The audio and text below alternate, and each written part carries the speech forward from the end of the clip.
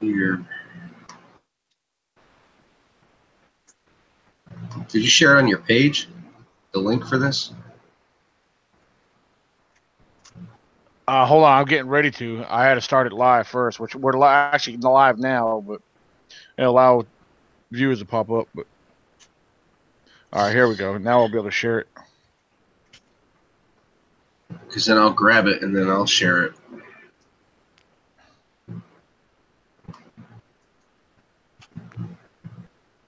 You find out if Fred got this link or whatever. Yeah, I sent it to him through his messenger.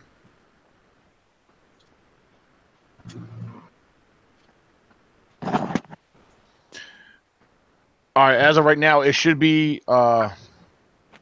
It's on my timeline now. Yeah. And we got viewers jumping up. Awesome.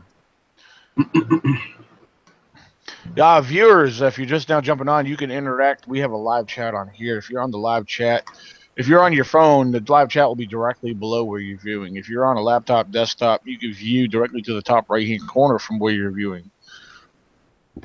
I'll get to the live chat very shortly after I make sure everyone gets on here. Sure. They make this so complicated sometimes, really. How's that? I mean, they should, when you share this, you should be allowed to share it to multiple locations. Now, yeah, I mean, if you share it directly through my my YouTube channel, you can do that. Yeah, but yeah, I see what you're saying. It only lets you do it one place per share. Right. You know, and you got to do it for, and then everybody gets 42 things that says, oh, they shared here, they shared there, you know. Right.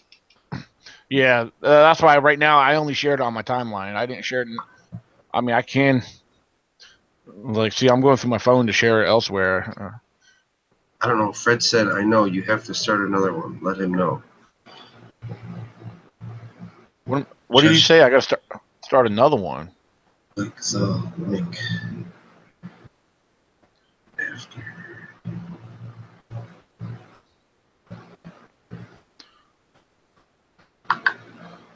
I'll send him another link. Yeah, send it again just to see. Because he should have Google Hangouts on his phone. I mean.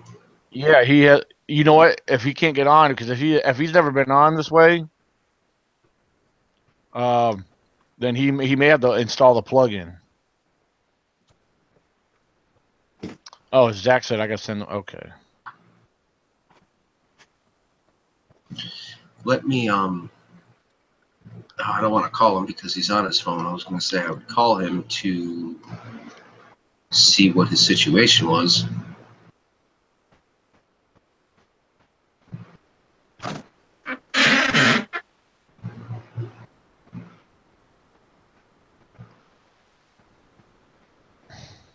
Here, I'll mute myself. I'm going to call him real quick to see. All right.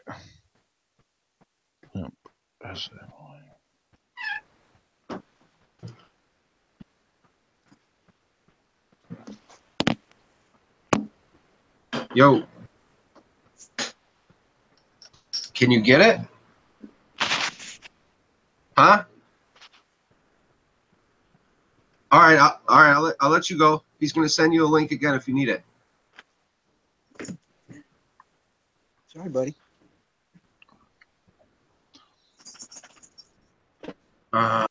Okay. Sorry about that. He said he got it, but he has to start it over or something. So he must have just downloaded for the first time or something. Oh, okay. Yeah. All right, we got Zach on here. I don't know him too well, but what's up, man? Hey, boy.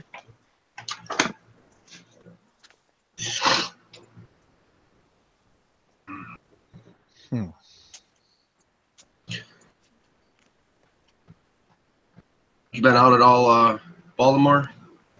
Out in the field there? No, I was saying, have you gotten out in the field at all recently? I was in the field Yesterday, matter of fact. Awesome. Yeah. It's good to get out, man. I had a bald eagle land, and where it's not common in B County, and actually landed there. It was an immature bald eagle. Really? Yeah, I got everything on film and the pictures and everything. That's sweet, dude. Yeah. Yeah, I just seen a bald eagle Wednesday, the fifth one I've ever seen in the wild. Wow. Yeah, maybe they're making a comeback. Yes, They're they a are. magnificent creature, I know that. Daniel, did you send Nikki the link also? Oh. I'm not sure if is she still around? I have no I idea. think I'm he's sure. there, but I think he's muted. Yeah. Hold on 1 second.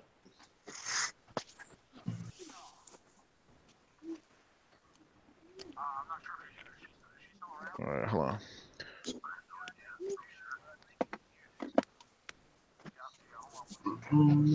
We got I a know bunch of one thing, viewers the on moon's here. high in the sky here.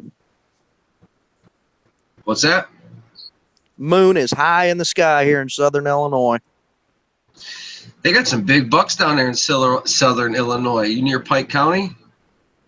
No, I'm down here in Williamson County. Oh. Yeah, I But saw a big 8 as we was going out this evening, and then when we was coming back in, I saw a big 10 that's out here on my place. Man, they grow big down there, boy. Oh, you're telling me. Opening day of shotgun season back in October, November, when we had our first round of shotgun season, I was hunting in a ground blind that I made mock up of a brush pile, and I don't like hunting in trees because I'm scared of heights, and I don't like hunting in blinds because I feel confined. So I set up some cane reeds around this tree where I hunt out of, and I was hunting on the ground with my back to the tree, and I had one chasing a doe chasing up the hill at first light. And then that doe come back across and hopped the creek, and that buck was just trotting along. So I pulled the shotgun up, and he's just trotting along, smelling for that doe. And I went, Mark, and he stopped and looked at me broadside, pulled the shotgun up, pulled the hammer back, click. I opened the breech up. There wasn't a shell in there. I'm feeling around on my vest. I forgot my shells at the house.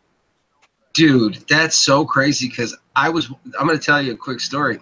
I was watching a show today, and a guy had his muzzle loader, and he forgot to load it. He only had the primer in it, and when he shot it, went click. He forgot to powder, bullet, everything. And, oh my God!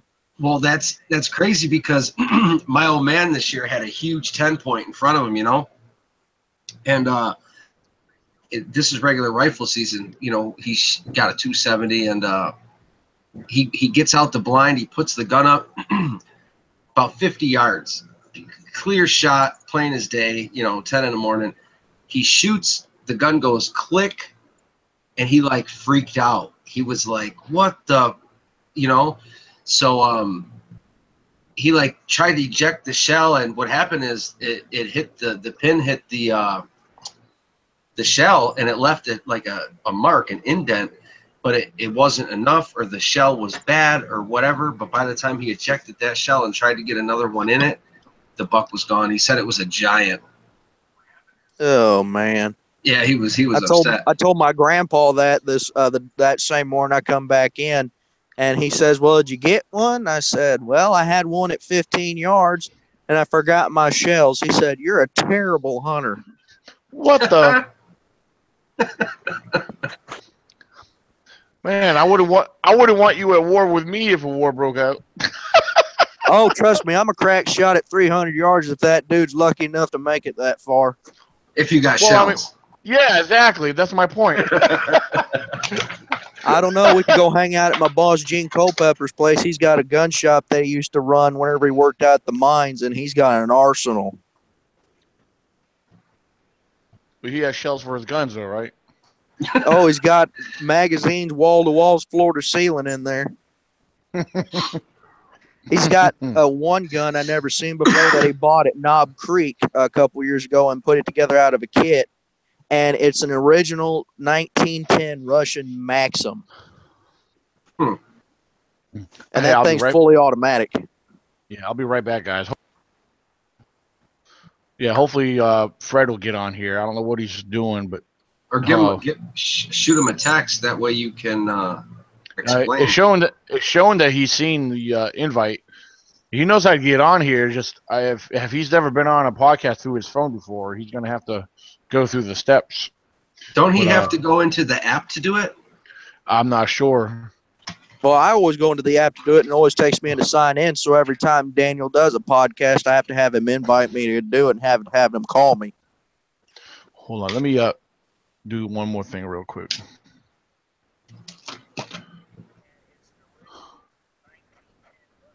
Yeah, I haven't been out. All right, Go ahead. Nikki's about to jump on here very shortly too. I haven't got a chance to get in the field too much. I did a lot of hunting this year. Got a nice 8.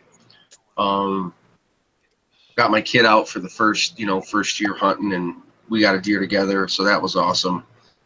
And then I was out squatching until maybe mid-October, end of October. And right now, after hunting season, we got bombed up here in New York. I'm just east of Erie about an hour, and I'm south of Buffalo an hour. And Erie got 7 feet. Wow. So it's been crazy. I still have trail cameras that are out there. I just can't I can't get to them. Hey, Zach, I'm going to ask you something. Have you heard of light taps? Oh, you talking about like what you and me was talking about the other day? Yep, just light taps. Yeah. Yeah. Not as much as you, but I do hear them very frequently, and sometimes I think they're just a red-headed woodpecker like tapping on a tree. But some of them I've heard where it does sound like it's some kind of wood colliding with wood. Yeah, but I'm trying to debunk it. I'm trying to, I'm thinking it could possibly be a bird or something like that, but I just can't do it. Hey, there's Nikki. How you doing, Nikki? Hi, you hear me? Oh yeah. Okay. No, Baltimore. I think if the squirrels down there really don't hibernate like ours do here in Southern Illinois, I mean, they're still out and going. They might still be cutting nuts and dropping them down on the tree limb. Yeah, it's a possibility. There we go. There's so many sounds in the woods, man. You drive yourself crazy sometimes. Oh, for sure. And here in Southern Illinois, you hear stuff at night, you don't know what it is, and you really don't want to know what it is. I've heard things that'll make your skin crawl. Yeah, hey Nikki, on tonight, relaying your questions and everything over to Fred. As you heard, Fred was. I know. I knew it would. I didn't know if you would say them or not. But Yeah, I don't know.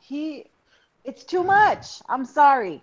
It's just too much. 26 Bigfoots walking around, and nobody in the world sees them but him and Connie. That's it. Well, I mean, yeah, I was trying to get all your. That's why I had to interrupt there because he was going on and then of course he was interrupting poor Baltimore while Baltimore was trying to explain something and talk about something and and finally Baltimore had to stop him. So wait, it's my turn. Hundreds of people are out there researching or investigating Bigfoot, and they're lucky if they see one in their lifetime. Their whole lifetime. Everybody hears things and experiences things out in the woods, but he says he sees them. They're all around his camp every day. Every weekend he sees 30 Bigfoot or 5 or 6 or whatever. And he's seeing 18 and 20 footers. It's just, that's not real. That is not real. Not to interrupt real quick, what about if you sent it to Connie? Does Connie have the link? Could you send it there to her laptop? I'll ask Fred if that's what he wants me to do. Fred said he had a laptop himself. I don't know. I don't know who to send it to. I don't want to send it to her and not work. But Yeah. I know she's following me, but she's not on my friends list. Oh. So, yeah. I mean, yeah. As Nick, go ahead. No, I was just going to Yeah, go say ahead, Nikki. that I had continued to follow Fred for a while, but I guess he thought that I was relaying information to you and stuff, so he blocked me. So I Oh, stopped. Yeah, so I stopped watching him, but he does everything on Connie's page, so I was still seeing all the stuff he was saying on Connie's page. well, I I told him mean, he'd jump on tonight because I mean I had a couple, a couple simple questions for him, and it's like what Baltimore was saying to him. He said, "I'm not trying to." Baltimore was very. I like the way Baltimore was. He was very polite about it, and he was trying to keep cool. And it's like I'm not calling nobody names. I'm not trying to put you down, but it's just Baltimore was sharing how he felt about the whole situation, it's and how understandable. what he knows, and I want to ask Fred. I says, why, because Bella. I know I've heard from over several people that they've been blocked because they question things, and I want to know why. Yeah. That's what I want. But oh That's why well. I asked you about the Blue Ridge Parkway, if they do cross through there. Like, now, if you're in the woods and it's dark, and if there were, let's say, 8 Sasquatch, could it look like there's 20 of them? I mean, could you see? I mean, could it just be a judgment call? You know what I mean? That's what Right. I was Yeah. wondering. And that's But well, yeah, the answer Me and to that Daniel, when question. we're talking about stuff like that, like I'm bad at estimating size. I mean, of course, everybody has times like that. Whenever you're seeing something for the first time, like Ryan, you saw whenever I did the live feed. Daniel, you saw whenever I did the live feed, whenever I found that structure down there in my camp in Sling County a couple months ago. I was Yeah. flabbergasted and I was in a state of shock. Yeah. I mean, we all make mistakes, and I believe Fred, he's a good guy, and I do too. I like Fred. I do. But he went from seeing a couple of Bigfoots now and then and doing his thing out there to seeing 20 footers and 18 footers and 25-inch tracks and every weekend. And that's what he was saying. It wasn't this all of a sudden where he said, this was a once in a lifetime thing. That's the first time I've heard him say that about those 18 and 20 footers. right. Right. Well, And the thing is, I don't want Fred to think I'm trying to bash him, but I'm trying to bring up because I have a pretty good memory on a lot of things. Now, when Baltimore asked him about how many total have you ever seen, Right. it's probably hard the though. thing. Well, the thing is, he has in the past said over 80. Now Oh, the thing is, now he spoke up and said he only said that to the guy Larry Davis. I know who he's talking about. I know Larry Davis. well, how long's Thing Fred? is, he said, How long's Fred been doing huh? this? All right, that's a different thing. I can tell you a couple things about that.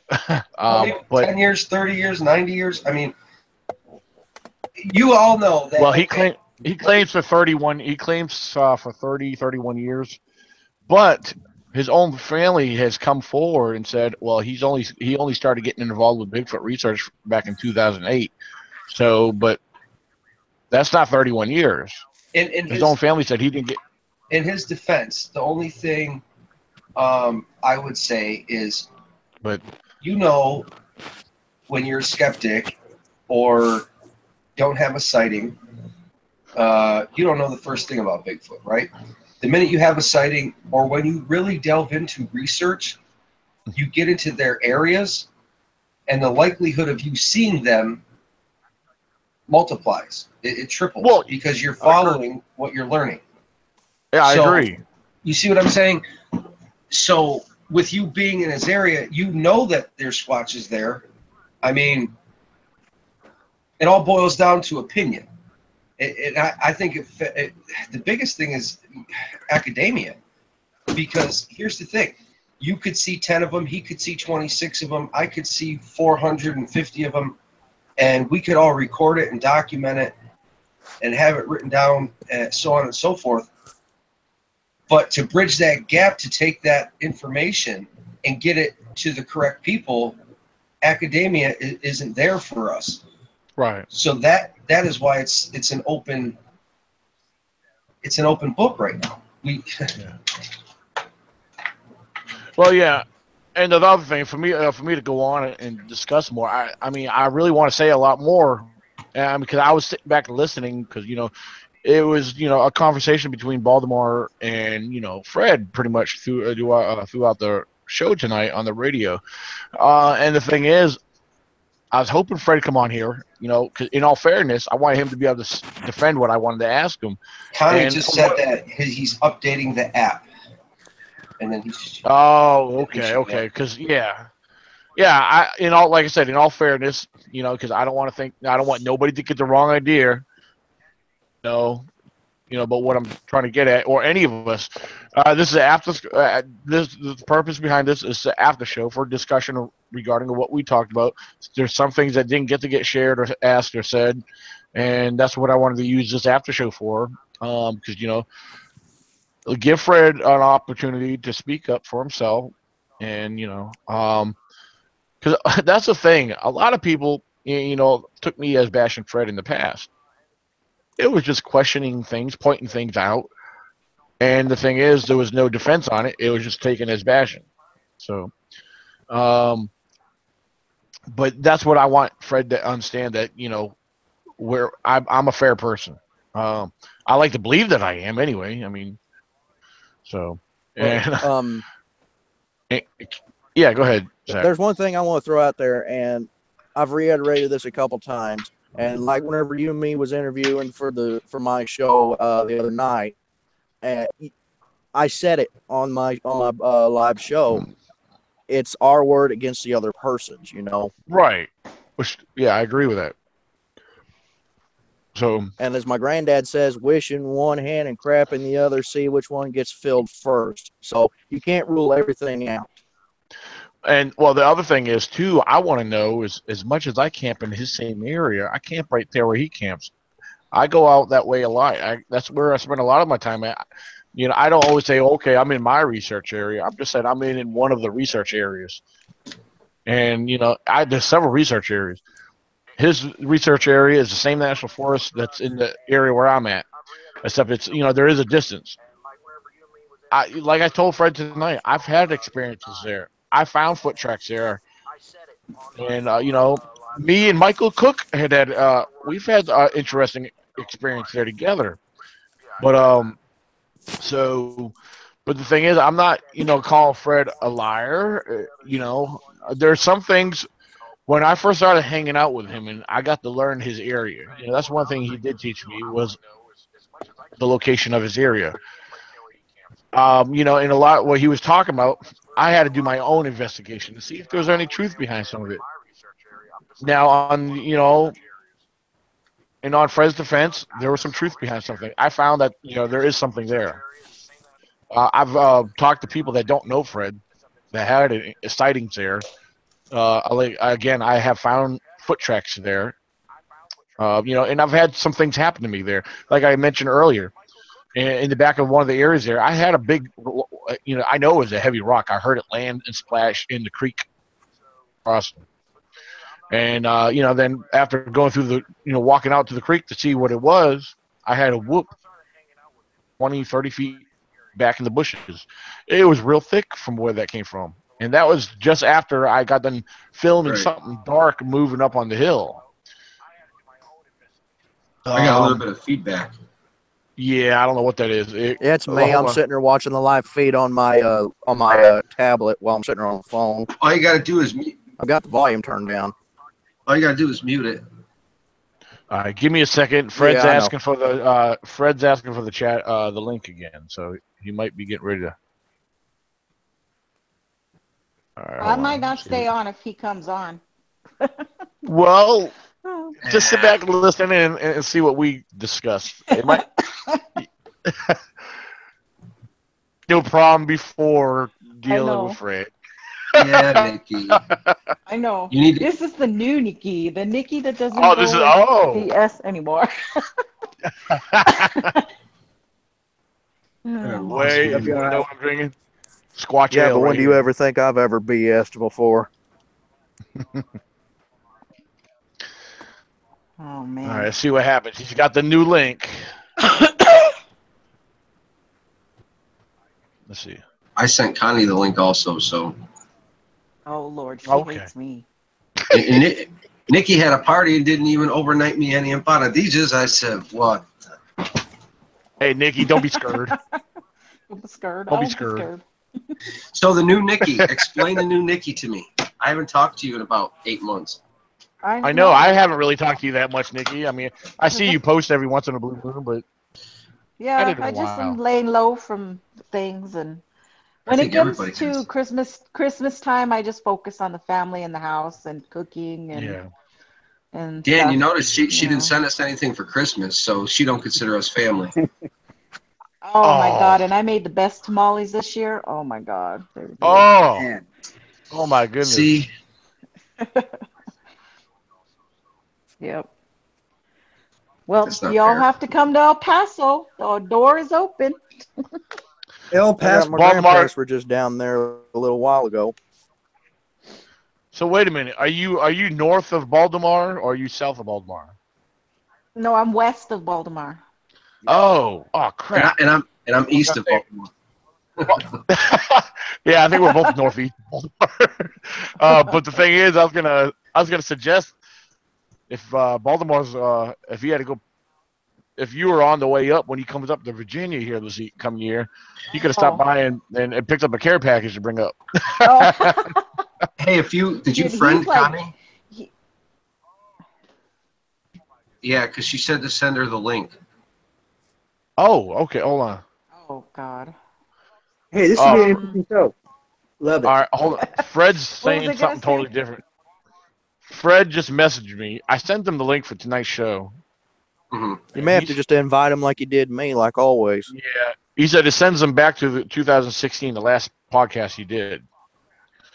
All right. Oh, What's your email? I know. I feel ancient. We used to do these forever ago. I know. It was forever. I know it's kind of like we're Oh, going and back to the Stone Age. he even brought up um when we did it with Shane and what's her name, Melissa Dare. Yeah, Those were yeah, yeah. old shows. Those are That's some got to be really because I old mean, shows we did. yeah, because I remember when I was on Shane's show one time, but Fred was already established with him. So yeah, that must have been before I started getting involved with Shane. Yeah, that was even before you. It was when it was Henry May and Melissa and me and Girly Bigfooter. Um, I can't remember her real name. What was her real name? Um, Oh, I can't remember. I used to know it. Melissa, wasn't it Melissa? It wasn't that important. not Melissa Dare, the other one, the Ove? dark-haired girl. Yeah. Anyway, Yeah, I can't remember. I used to know it, but yeah. All right, I'm anyway. sending Connie. Hold on, let's see if it gives me the option. Yeah, I'm sending Connie the link. I asked Fred what's his email, but it shows that he hasn't seen it yet. So I don't know what he's doing. We'll cross that bridge when we get to it. All right, now Connie now has the link for the show to jump on live with us. So It I don't shouldn't be know. that hard. Maybe it's just their connection or something, but he was fine. So Quite possibly. all right. Let's see. I got my phone up here against my computer screen so I can see the live chat. We still have a steady 10 viewers at the moment. So Waiting for the drama. yeah, Listen buddy. to her. She's always counting on drama. Listen to her. Drama. Hey, Well, we haven't that's had one thing none I for. used to miss. I used to miss my Bigfoot drama. Well, we haven't had Yeah, none in a while, so I know. That's unusual. I think everybody's just been like fed up, man. A lot of people. I disappeared for a while too, and I come back like 6 or 8 months later, and I see all these new people like in this, like Oh, yeah. And they're asking the same old questions, bringing up the same old photos. And I'm like, good Lord, was that stuff ever going to stop? Well, hey, talking about photos and everything, here's a good one. Nikki, you recently shared one of the videos from that was Todd Standings, right? Or was that something different? Um, You mm, shared something recently. I didn't look at it, but it was, I did share something, but I don't remember whose it was. But Bigfoot Tony already said it was a leaf. He showed it was a what do leaf. you That think of one, what do you think of Meldrum and Bindernagel in Standing's video there? I have to watch that. I haven't watched it yet. You haven't now watched let it? me So let me say this: I Mm-mm. have not watched it either, but this much I do want to make a note of, and I know even Ken Gerhard had actually said this, and I agree with him 100%. Because John Bindernagel, Jeff Meldrum were involved in that documentary, that film does not give credibility to Todd Standing one bit. exactly. So But Bindernagel did say that he believes there was like a clip it, and he said something about the area, and that what is going on he believes is like Sasquatch related right now. He says this like one little part in there. I mean, and then with But we don't. Meldrum having a sighting, Yeah. you know, and for the also let me may I add this too for those who may recall this. Todd Standing's wife is a makeup artist for Hollywood. So I don't know how Call much. me stupid. Fill me in. Is Todd Stang the one where they were saying that where they did the uh transition to where it was his face to the picture of the Yes. Squatch he got? yeah. Yes. Yep, that's him. That's him. And there's Uh, Rio something new that's out now. Rio actually stuck up for him when he did that on his page. Like the distance between the nose and the lip Oh. and the distance between the eyes couldn't have been Standing because the discrepancy in size or something. Like he actually measured it and did stuff with computer generated stuff, and it didn't match, like the distance in the eyes and the distance between the nose and the lip. Hmm. I mean, I believe at least one of the 6 that he shows is possibly real. But in the new video, let me tell you this. There's a part, I'm going to be a spoiler here. There's a part where he's in the woods and he's got like this light and he's doing his thing and it's nighttime and you can hear these crashes from a few different regions and he backs up backpedaling and falls on the ground because he's kind of scared. Like he knocks out the light, breaks the light, but accidentally as he's filming to, let's say, his left side, he has a log 10 or 15 feet up to his back right. And on that log are apples. And what happens is as he stands back up between his legs, the camera that's on the ground watching the apples on like 2 or 3 occasions catches a hand come up and over and take the apples. Now, could he have staged that? I guess, but the hand looks really big.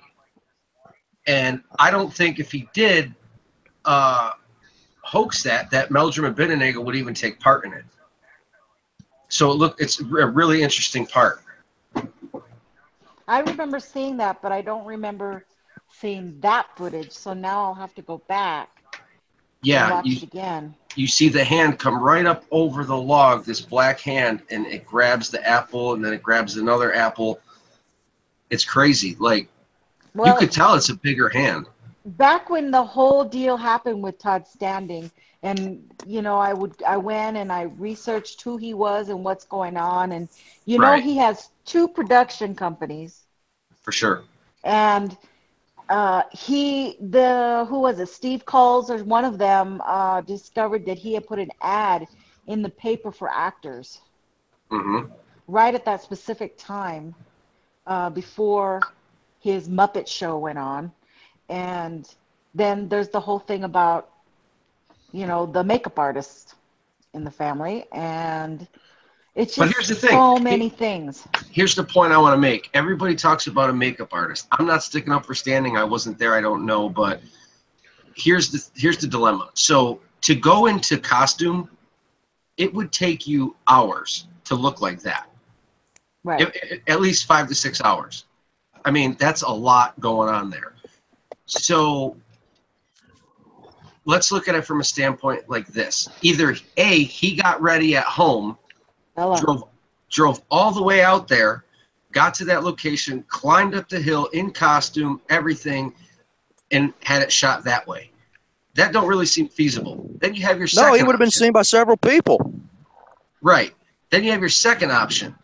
He took all the makeup, all the stuff, the suit, everything, and got ready outdoors in the winter on scene, on like, you know, it'd be like a stage.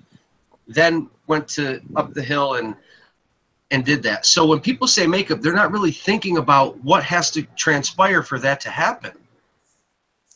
You know what I'm saying? Like, Right. he's got to go get ready for 5 hours. Even let's just say 3. That's at least 3 hours of makeup. So did he do it in the field or did he do it at home? That's what people aren't thinking. So he did it at home, got in a car, got on that 6-wheeler, drove 3 miles up to Nordegg. I mean, it just doesn't seem feasible. No, that's why it was done in his backyard, because we don't know where he was. There's no marker or GPS saying he was there at the time that was filmed. It could have been in anybody's backyard who has pine trees. You know what I'm saying? We don't know if there's a trailer set up on the other side of the camera. Well, has anybody? Okay, didn't he show Todd, or didn't he show Stroud where it happened? So couldn't we take he did. He said he did. We know he has been all over that area. We know he's really gone hiking and boots on the ground. We know that. You know, the whole speculation falls on the videos themselves. Right. Because he does not have one long shot of those I'm just calling them Muppet faces, so that way you know which ones I'm talking about. But those 3 Bigfoot faces, actually it's 4 now, but he has 4 different Bigfoot faces. All of them are portrait size, and he does not pan out at all. You don't see a body on any of them. The only body you see is of the Bigfoot he has that's on the big hill up, and it's walking up on the mountain. Where it jumps, right? Yeah, that one. That's the only long shot in all of his shots that he has. Is that and that may be the real one. That's what I was. You know, he could have one shot, but the other ones are just. I'm with you. I mean, I'm still up in arms too. But when you really look at it, it's like nobody really thinks about, you know, where did he do the makeup? How did he set it up? So what I was saying is, it's a lot of damn work. But if he did do all that, that was a lot of damn work just to be ridiculed more. Right.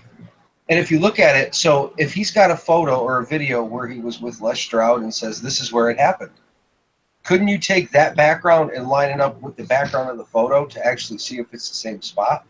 Oh, definitely. It's definitely if you even have the equipment, like he does have the equipment, he could do it reverse of what you're trying to say. He could create that background.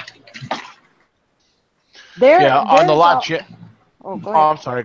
Oh, I was just going to mention on the live chat, North Carolina Squatch Watchers, they mentioned the set of The Walking Dead. They do some of the zombies makeup in less than 30 minutes. And before that, he says it doesn't take a makeup. As far as our makeup artists, it doesn't take them that long anymore. They have stuff pre-made and they glue it on. Yeah, I was about to say that. Even if they say, I mean, we're not standing isn't Hollywood, so you got to look at least an hour to get in that type of costume. Right.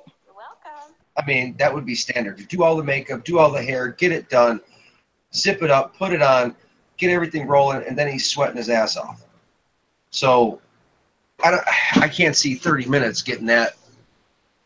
It may be from a professional, unless he hired somebody that was like the man. because that suit, I mean, if you're going to say it's a suit, I mean, you can't really, I don't know. The eyes blink too good on the one, but I know which one you're talking about. The Muppet is like when it's by the rock or whatever, but I guess we'll never know. Yeah, we aren't going to know, just like we don't know about a whole lot of pictures out there, you know, so it'll always be the same thing. Like Sam and I were, was it Sam and I or it might have been Sam and I talking on a chat about all videos that come out are going to be in 4 different categories. It's either a Sasquatch, it's a hoax where a buddy's in a suit, or it's a guy in a suit who's hoaxing the videographer, you know, or it's a hunter in a ghillie suit and is minding his own business, and it's misidentification. It'll always I ain't fall seen no into, ghillie suit that looks that good. you know, it'll always fall into one of those categories. Yeah. Everyone. A Squatch Watcher said, he said it's a movie. They have plenty of time though. Yeah, they do have plenty of time. So Yeah. Hey, Baltimore, you still alive there, son? I am still alive. I'm trying to get my second breath. Gotcha. Now look, check this out. Fred, I sent him the link multiple times. I've sent it twice to his email. He's not seeing nothing on his email. Told him also I sent Connie the link. So I don't know what, he's just having trouble all around, I guess. So I don't know. Might be their internet connection or something. Who knows?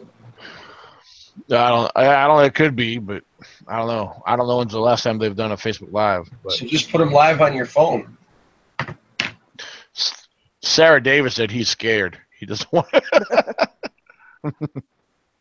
So the thing that gets me, what puzzles me is, it's like Nikki was saying, people have only seen Bigfoot one time, and then seeing it like 26 something times and 8 foot tall and 20 footers. The biggest ones that I've heard people saying like 8 feet, 9 feet tall. Right, that's more believable. That is believable to me. And the thing that puzzles me, the whole thing is the smell. Is the smell, because I when I saw mine, and I went to that area, this thing stunk. Right. So I could just imagine the smell, and that's the only thing that puzzles me. Well, the thing, and footprints. Yeah. I mean, to have a smell would be very believable. I mean, because considering that these are, they don't have bath or soap, body wash like we do, and and everything else. But I know. How do you smell, Daniel, after 3 days out in the woods? Actually, I can smell them all the way here. Hey, not too bad, because it depends. If I'm out there, if I'm camping and I'm hunting, I'm usually, if I don't spill doe urine on me, I'm usually rubbing myself with a pine and a cedar brush, but if you think about it though, they could technically be grooming themselves like a cat, a dog, a deer. Not to say they wouldn't smell. Well, here's the thing. I've had multiple encounters over the last 4 to 5 years. Only one time did I have that putrid smell.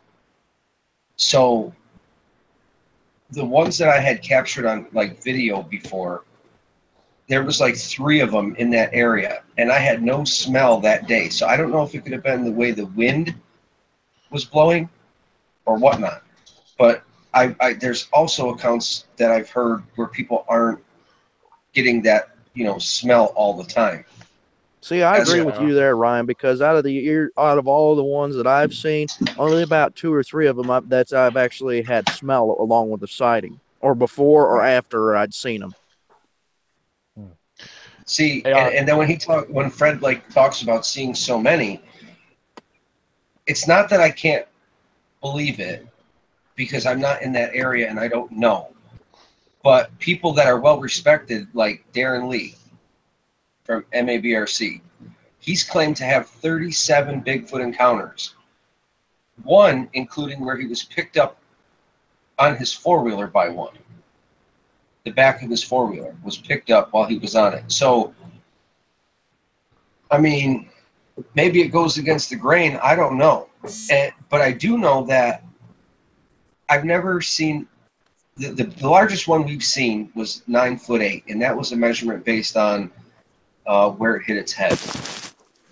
I've never seen anything bigger than that, but I have heard in our areas the natives talk about stone giants. That's what they used to call them up in my region with the Six Nations.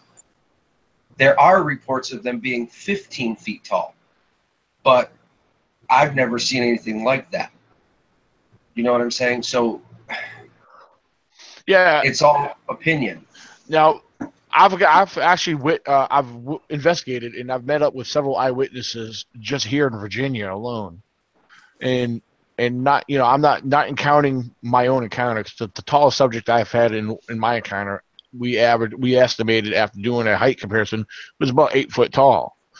Now, from all the other eyewitnesses that had road sightings, road crossings, and sightings on the side of the road that I've actually met up with and talked with, they all said the average anywhere from 6 to up to 8 foot tall, nothing taller. Most of them were around the 6 to 7 foot range. Like in my research area, there's one gentleman, he's a hunter. He used to spend a lot of time in that area. And all the years he spent, he's seen one Sasquatch in that area, and it crossed the road on him. It was in the late evening. It was still broad daylight. It was probably about 6, 7 o'clock in the evening, and it crossed the road on him. And he said it was, you know, pretty shaggy looking, dark brown hair, stopped in the middle of the road for a quick second, and then took off and went across the creek, you know. And he said that there was only about 6 foot tall. And see, I believe that's usually the average. 6 or 7 foot tall is mainly the Virginia average, based off of, you know, eyewitnesses and all the reports I've gathered. I've gathered a lot of reports, and the thing is, when I tell people I've gotten several reports and you know, things I investigate, I don't always you know, share information, but I keep it for my own record, you know, for my own purpose. Because if I share locations, then people are going to want to go check those areas out. There's some areas I don't mind sharing. It's, you know, it's public area, but it's the good areas you keep quiet. That's why there's certain like areas. A fishing hole. Well, yeah, there you go. Good point. But you know, there's one area it's gotten a lot of attention. There's been road sightings on this one particular location multiple times. You know, and then not far from this one particular area has been, you know, crazy activity that's, you know, campers been chased out of the area from heavy stones thrown in the area and hearing screams. You know, bear hunters had claimed seeing, you know, what they believe that was not a bear. You know, bear hunters know how to identify a bear. There's been bear hunters claiming to see, you know, 7 foot tall subjects standing beside trees looking at them. You know, so you know, these are things. Some of my reports that I gathered and are actually, I count as pretty incredible, because one of them comes from a police officer that I know personally, that I actually met during a hunting. I was hunting out in the woods, and I wasn't expecting anybody to be on top of that ridge. That guy scared the crap out of me. By the time I looked up, I noticed there was somebody standing next to a tree. He was full camo, and then when I got startled, he was like, "Shh, come up here." I mean, I'm walking down the middle of the woods, not expecting to see nobody there, you know, because I'm pretty high up there, you know. But sure enough, there was somebody else there. But come to find out, I met this guy, had a good talk with him, found out who he was. When he told me he's a police officer for such and such county, I said, "Oh, then that's where the talk began." Because I was telling him, I said, "Oh, well, I know this police officer, and he knew that guy." And then when I share information, I slowly open up to him about who I am, what I do, blah blah blah. That's when he started sharing information with me. I was like, "This is good stuff," you know. So, I mean, why would a police officer just make up a story to tell somebody, you know? But There's actually, you mentioning a police officer, I was just going through an archive through the private channels of SAS Chronicles, and I think it was episode 214, and I listened to it, and there was a gentleman from Buffalo, New York, which is like an hour away from me, and they would go down to Franklinville, which is an hour would be south of me, well, sort of south, near Salamanca, and they were hunting, and they had this whole thing happen. They were in two separate stands. The one guy was an Army special ops guy that was just like retired or whatever, and he said he was sitting in his blind, and it got ripped off him, and he like looked around and he couldn't see anything, and he didn't know what was going on, so he like just froze for a second, and he got kicked in the back, I guess. It like jumped out of the tree, kicked him in the back. He went flying on the ground with his gun, and he had a 22 on his side. Right then, the other partner in the tree stand, they had walkie-talkies. They radioed each other, or he was coming over the radio, telling his partner, "Run, get out of here." And the buddy like ran toward him instead of ran, in the other direction. So as they're, I don't know, running away, this thing kind of like grabs him by his ankle and drags him. He ends up shooting it with a 22 like once or twice. It lets him go, starts screaming, and he like gets up, grabs his partner. They run to the cabin, and all night long they like heard screaming and all kinds of stuff. But the guy seemed pretty credible about the whole thing. It happened, I guess, maybe like 4 or 5 years ago or something.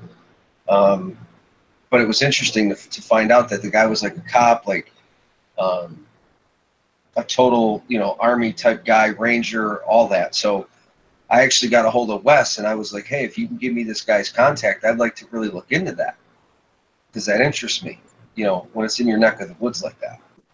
That sounds terrifying. It was terrifying. Like, I was listening to this, like, what is happening? And the guy didn't miss a beat. Like, wow, he was I'm gonna have to go back and watch that. Yeah. And I was like, what? I just happened to stumble on this. It was unreal. I think it was episode 214. I think I shared it on my timeline. So it should be there from like a day or two ago. What also is cool in my area, I just got a report 2 days ago. They've been putting up all these windmills, for the solar or the wind energy. So they had destructed a ton of woods out here, and I kept telling my research buddies, I said, they're cutting through some of the main habitat where we've had encounters. I said, they're going to run into these, things. And my buddy Dan was like, dude, I bet you're right. So yesterday, Dan calls me, Dan Wysocki, and he says, dude, my buddy, I think he said Keith or Kevin, he said, works on the crew erecting these windmills. And I was like, oh, really? And he's like, yeah. And he's like, but check this out. He's like, I guess they've had a few sightings off this one road. I don't want to mention the road. They've had a few sightings of Bigfoot. And I was just, these people don't even know anything about Bigfoot from Adam. So then he's telling me the other day they came in there, and around the bulldozer there was footprints, like, I guess in the snow or whatever. And they took photos.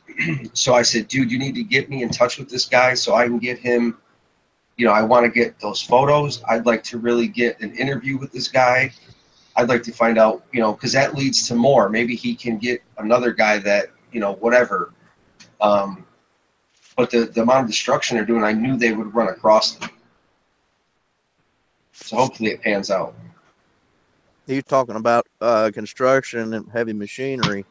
About a month ago, maybe about 5-6 weeks, maybe I've lost track. There was a oil team that come in here drilling on this farm that's just about a mile up the road from me. And leading up to whenever they started bringing the platform in and started drilling, it was just quiet, normal time of year. And then they brought all this heavy equipment in. They started making the dirt level so that way they could put the platform up, and they started hitting all the machinery and started drilling. That's when everything started going haywire out here. The deer was acting funny, the turkeys were acting funny, the coyotes were funny. And I would drive by there every day going to work, because they just go at the end of my road and hang a left, and they're up the road a mile. And the guy was pulling out, leaving the shift to go back home, and he says to me, flagged me down. He says, what's that on the back of your truck? Because it says Blimp Mobile SIMH Team USA on my tailgate. Just a little bit of cheap advertisement on my truck. And he says, what's that stand for? I've seen you drive by here every day. And I said, well, that stands for Southern Illinois Monster Hunters. I'm the team leader. He goes, so you believe in that Bigfoot stuff and everything? I said, yes, sir. I said, I'm an investigator for this part of Southern Illinois. He goes, I got something to tell you. And I said, well, I've got time. He goes, well, I can't tell nobody. His name was Richard, and I'm going to leave it at that. And he says, we come in here about a week after we started drilling, and something was off. It was right after one of the big rain come through. You remember that? And I said, yeah. He goes, well, we come in here, and we had all, you know how you see from the road, we have all our equipment put off to one side. And I said, yeah. He goes, well, we was coming in here one morning to fire up a piece of machinery to help put the what do you say, the suspension cables that keeps the thing level vertical, the platform. And he says, and there was something messing with that thing, and the cable was pulled out of the spool. And I said, what do you think it was? He goes, well, we kept cameras surveilling everything around the clock, and there was something on there, but you can't make out what it was. And I said, well, was it a man? He goes, no, you couldn't see its face. And I asked him, I said, well, he showed me a picture of where it was real high tension cable, you know, the kind they'll use for keeping a radio tower anchored, guys. That real Right. thick cable. Yeah. Okay, That yeah. stuff was pulled completely out of the spool for about maybe 10 foot, and it looked like a rat's nest had been made in that thing. Wow. Just a god-awful, knotty mess. And he told me that, and then about a week later, they pulled out of the area, and they just pulled the platform down about a week ago, and ever since then, things have gone back to normal. Here, like around a couple of days ago, well, actually, like three or 4 days ago, I got a couple of strange photos, and one of them was taken on December the 16th. And I'm trying to get in contact with the people who actually got this trail cam photo, and but they actually sent it to me. A friend did, and you could actually see a reddish arm going over the field camera, and you could actually see it knotted, red knotted. It's red knots on it, on the hair, but it's a beautiful reddish orangutan color. But I'm just trying to make sure I know exactly the location where it's at. It's actually a location where other people have actually been seeing it, but now there's actually something caught on the trail cam. But I got to get permission first before I do anything else. So that's what I got working on right now. And then I have another photo that I haven't sent out yet, and I'll probably send y'all private messages and everything like that for y'all to see it, to let me know what it is. Is actually a deer is actually eating, and there is this strange light behind this deer, and right beside it, I didn't see it, but another investigator looked at it when I showed it to him, and he comes up, he goes, "What's that behind the tree?" And you could actually see something behind the trees sitting down, and you could actually see the mouth and the eyes and everything. But this thing was massive. And he comes up, he goes, "You have to go investigate that." He goes, "Well, when the BCC actually went up there and actually did a show over there, a show with me, what I did was I went over there and investigated the area, and I did find an arch." So so the thing is, again, I had to debunk it, the arch, because the storms that came in.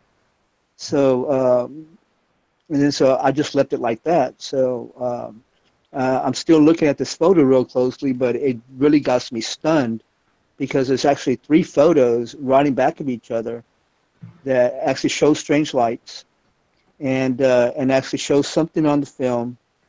And then, but the strange thing about it, the deer don't move. But all of that, I would have to debunk it because of the way that the deer was acting. Were the lights a straight white light? Straight white lights. See, that's what I captured too. I shared that probably something like that from one of my trail cameras maybe 6 months ago.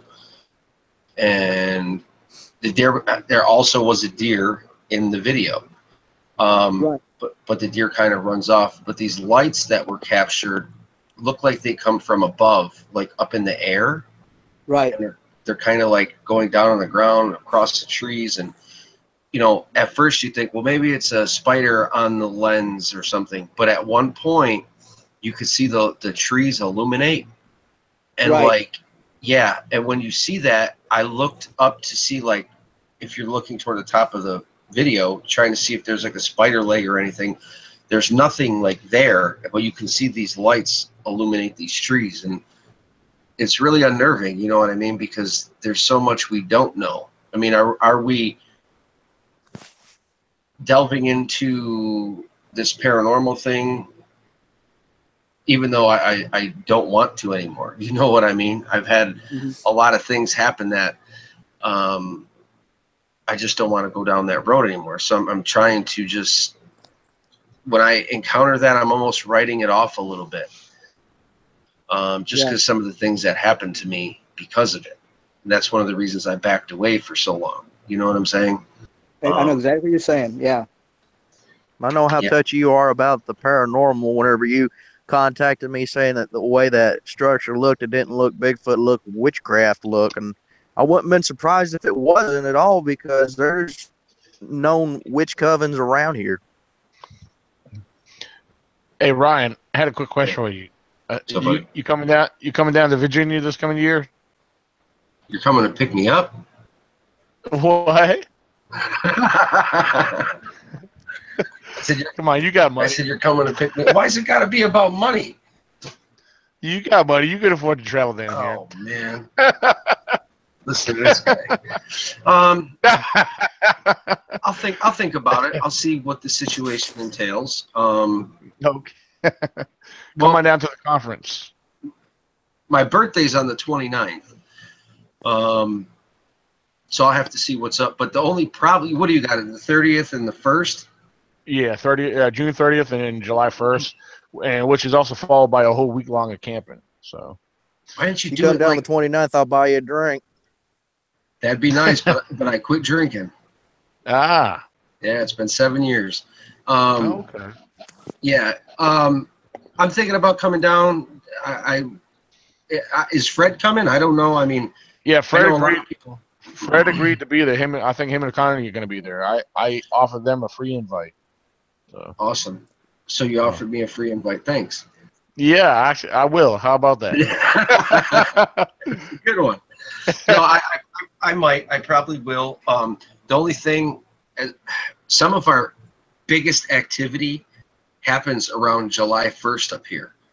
That first week of July, like May and July, it just sets so much off up here that we try to be in the woods a lot. That it actually screws me up a couple of times from going to a few places, but it's like, do I go to a conference or do I get in the woods? And it's like, you know what I mean? But yeah, we could talk more about seeing what's what. I think you're that.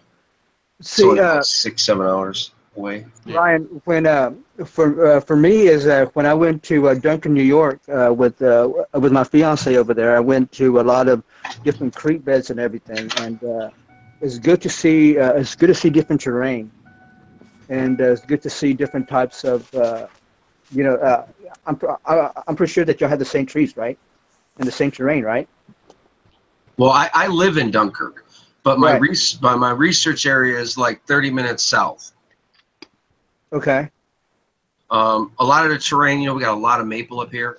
Right. A lot of rolling hills, but once you get up toward, let's say, almost to Jamestown, that it starts turning into mountainous areas, and it takes you down Appalachian down toward PA. Right. Yeah, that is some beautiful country over there. And there was some park that I went over there where the Seneca Nation had their powwow.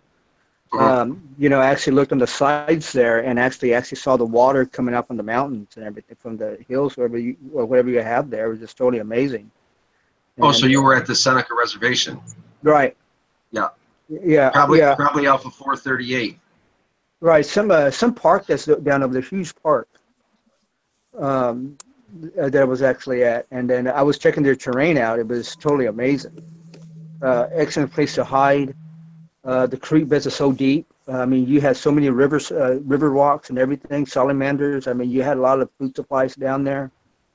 This So it was this area is really amazing, and see, that's why I tell people, like, a lot of people are like, well, why do you research Bigfoot? I said, I didn't ask to do this. It wasn't like I just picked up one day and wanted to start researching. It was after the 2 sightings that I had, which, you know, thrust me into doing this.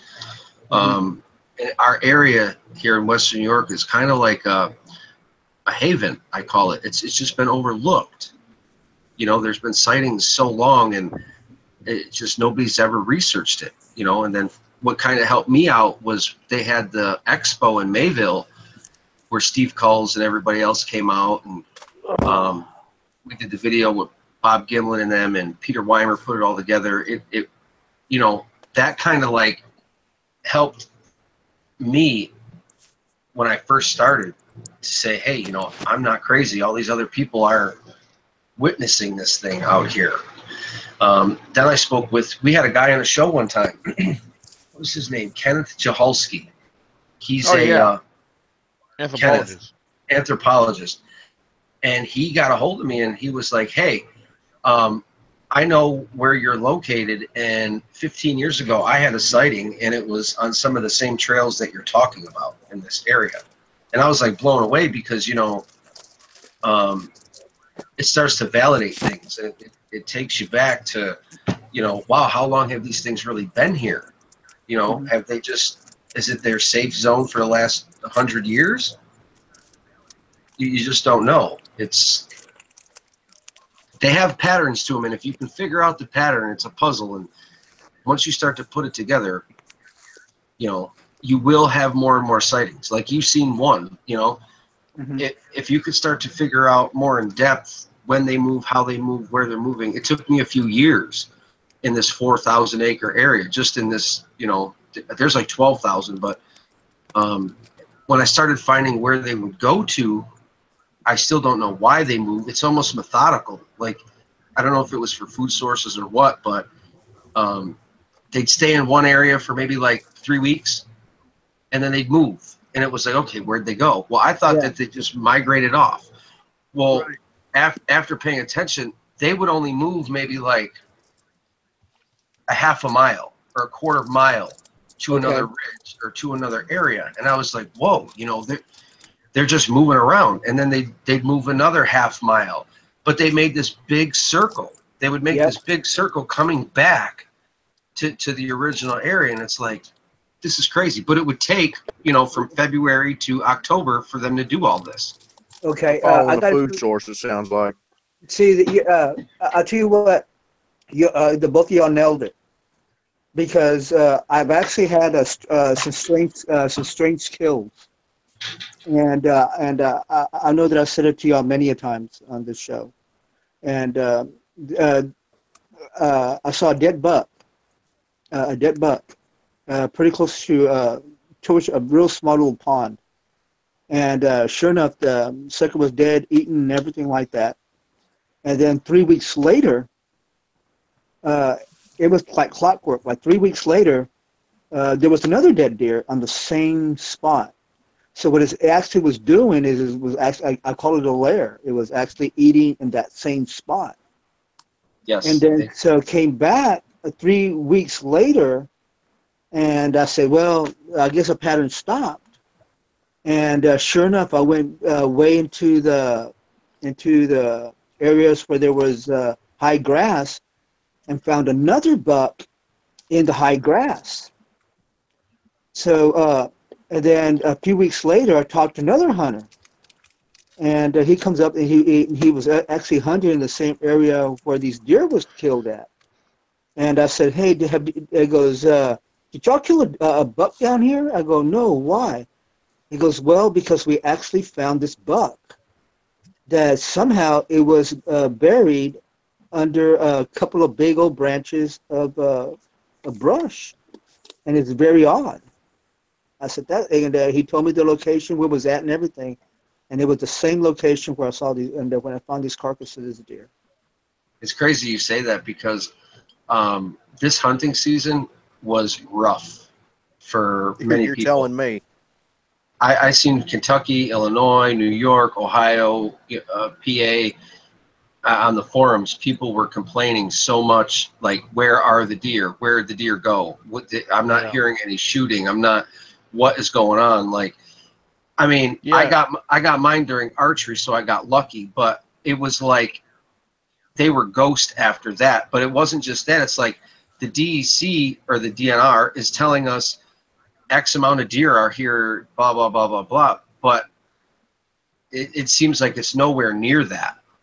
Like, I'm wondering if the Squatch population is increasing and possibly taking these deer out because, I mean, there's no way that I could. By far, this was the worst year that I've ever seen for hunting across half the eastern United States. I mean, Always been in the Midwest. You ain't alone. Exactly. So it's like, what is going on? There's some, besides the EHD and CWD, there's something going on to where these deer were skittish, they were not moving, they were ghost, and it just seemed like the population had decreased. I mean, it was I don't know. I don't even know. I probably hunted out of, like, our season's October, November. We got like a 90-day season, and our team probably put in 45 days of that. Like, that's decent hunting, And our camp will, bless you, our camp will usually come out with 8, 9 deer. 3 were taken in 45 days. Wow. So yeah. So that's how bad it was. So I jumped on the forums, New York State Hunter, this one, that one, and everybody was complaining, like, where are the deer? What's going on? I haven't seen a deer in 3 weeks. And it just, something doesn't seem right in the woods is what I'm trying to get at. Well, it's like here in Virginia during the hunt season. Just the 1 week I was out there, I might have heard maybe. And I had an opportunity to get one, but I had my daughter with me. I think, I had a buck coming right towards our ground blind, and it was a perfect opportunity. But, besides the deer getting wind of us, because, I told her to stay still, she kept playing around, moving around. But that was the one deer we did see the whole time we were out there. I mean, driving into the area, I did see a doe crossing the road on me. It was, the light was, still kind of dark, but as far as the other hunters and stuff, Virginia had a lot of deer taken in surrounding areas, but in the national forest, they're usually pretty well abundant. No gunshots out there. Right. So yeah, it was slim like that. Now, right behind where my ground blind was, is one of the areas I consider the a bedding area for the deer. And I walk through there every so often. You can see where they travel constantly, where they bed down at. But I'm finding deer bones in there too. Now, well, one of the things is we got a lot of coyotes in the area, and I know they're big. Some of them are. I've seen coyotes, how big they are there. Because I don't know, it's probably been about close to 6 months ago. I was camping, and I actually seen a coyote chasing a deer. And when I first saw that coyote, I thought it was a wolf. It was big. So yeah. I mean. But yeah, coyotes are one of the biggest problems we have in our area. I think the coyotes are getting out of hand there. I think they need to set a bounty or something on them. But they just. He was talking about with the hearing so few gunshots compared to this year to last year. Whenever I hunted first day of shotgun season last year. Right after first light, because legal hunting time after first light is 7 o'clock in the morning here in Southern Illinois. After 7 o'clock to the point about 10, 11 o'clock in the morning, I heard a total of 15 shots last year. This year, I only heard 5. Well, wow. Even our hogs. So we normally catch like 20 or 30 of them in the traps, and so far we only caught 2. So yeah, Something is definitely changing. I don't know if it's with nature or what the situation is, but there's been a shift. You can just see it in the animals. But the abundance of squirrels is unreal. Squirrel. Oh yeah, there was a lot of squirrels out there during hunting this year. Big ones too. Unreal. Rabbits. Yeah, I mean, there's plenty of rabbits out there in the woods because during almost lately, every time I'm out there camping at night, you could hear a predator taking a squirrel. You could hear the scream of a squirrel. I mean, not a squirrel, but a rabbit. I mean, yeah, we got barred owls. There's a lot of barred owls in the area, so they're taking anywhere from the field mice out there, rabbits, and again the coyotes. So but Well, We got the also here. something is changing because Baltimore, you told me whenever I'm out, keep an eye out and changing in the wildlife. The one thing I noticed about this year, there was no quail this year. Usually every day you can hear them out here doing their bob white call going. Didn't hear any of that this year. Yeah, there's a definite change in wildlife in general, and I mean, even I'll tell you why too, because I haven't seen a bear in I don't know how many years hunting. I've been hunting 24 years. The last time I seen one, I think I was 9 with my old man. I'm 36. This year, I actually seen one come back into our area, and it's like, what caused this shift? You know what I mean? What's causing this change? And there's enough food. There's an abundance of corn and apple trees, and it's there. It's just something is causing the change, and I don't know what it is. We did have a lot of rain this year up here, but it's going up. It's getting to the point where you're sitting in your stand like, why am I even here? Yep. You come out frustrated. You know what I mean? Yep. Because I didn't see any quail this year. I barely saw any cardinals. Hardly heard the whippoorwill this year. But the coyotes were thicker than hair on a dog's back this year. See, we got coy wolf up here now. We do got coyote, but they're just kind of like they're packed up in certain areas. That's what it seems like. Yeah. But all right, I mean? Call it a night. So yeah, thank you all. Yeah, I'm getting ready to call a night myself. I do want to let you guys know, Connie was messaging me through Fred's page. Tomorrow, she'll set up a podcast show for if we want to do that through hers. That way, we could all get on there tomorrow if you guys want, sometime tomorrow night. Yeah, I'm going to start calling it a night, too, because it's midnight past 4 o'clock, and Mom's got to work in the morning. She's already griping at me. Sure thing. She said whatever time we want. What would be a good time tomorrow night for you guys? But 8 o'clock? 6 o'clock Central for me. I was going to say 7 o'clock because tomorrow's New Year's Eve, and if you get 2 hours out of it. Okay, yeah, because I'll be at a party, so I'm staying home. You damn drunk. Have fun, because I'll be having my Dos Equis by 7 o'clock. I'm moving into your place. But you better go in the bathroom with your phone there and a headset. Yeah. So, like, 7 o'clock. You're Eastern time where you're at, aren't you? Yeah, I'm Eastern. Yep, that's 6 him. Okay. So yeah, 7 o'clock. Yeah, that sounds reasonable. We could try to do 7 o'clock Eastern Standard Time. So that'll be 5 my time. Well, maybe that's possible. Maybe that's possible. Even if you get on for an hour or whatever it is. All right. Yeah, because that'll be 5 my time. All right. I just told them 7 p.m. So let's see what they say. They're responding now. Meanwhile, while we're waiting on the response, I just want to give everybody a heads up and a reminder. Our first annual Virginia Bigfoot Conference are half price till the end of this month. Then they double. June 30th and July 1st is the E.C.B.R.O First Annual Virginia Bigfoot Conference. It's going to be a great time. If you are on Facebook, you can find our event page through your search bar. E.C.B.R.O First Annual Virginia Bigfoot Conference is what you entered. Also, I've actually left the link in the. Let me do. Actually, I'm going to do it again a second time. Yeah, you did. You left it right here in the live chat. I'm looking right at it. Yeah, I sent one. There's one for the tickets, and then let me do one for the actual event page again. There we go. So yeah, there's 2 links. One's for our ticket link, one's for our event page. If you just go directly to our event page on Facebook, all the information you need is right there. All our speakers and all our information.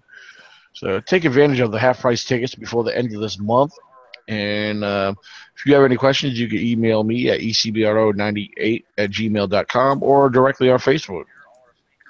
Thank you guys for tuning in. It's been a great time, great discussion, and tomorrow night it's looking at about 7 p.m. I think we're going to do another live podcast show, but it's going to be through Fred or Connie's YouTube channel. We can always share the link. Oh yeah, absolutely. Once I get it, I'll share the link around. So yeah, all right, guys, I'm out of here.